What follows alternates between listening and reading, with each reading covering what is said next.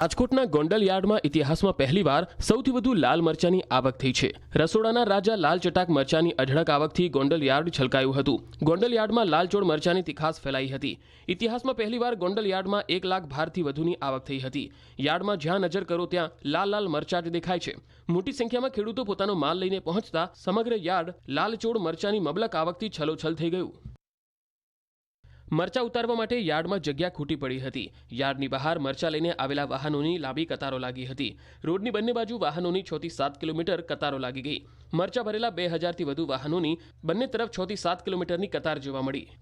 ખેડૂતોની રજૂઆતને પગલે માર્કેટયાર્ડના સત્તાધીશોએ રજીસ્ટ્રેશન પ્રથા નાબૂદ કરતા મરચાની અઢળક આવક થઈ। મરચાની અઢળક આવકને કારણે માર્કેટયાર્ડનું મરચાનું ગ્રાઉન્ડ ટૂંકું પડ્યું। મરચાના 20 કિલોના ભાવ ₹1000થી 4300 સુધી બોલાયા। અન્ય રાજ્યોમાં મરચાની માંગ ન જોવા મળતા મરચાના ભાવમાં ₹800નું ગાબડું પડ્યું છે। પરંતુ ટ્રક ચાલકોની હડતાળના કારણે સોમવારથી 3 દિવસ માર્કેટયાર્ડમાં મરચાની હરાજી બંધ કરાઈ।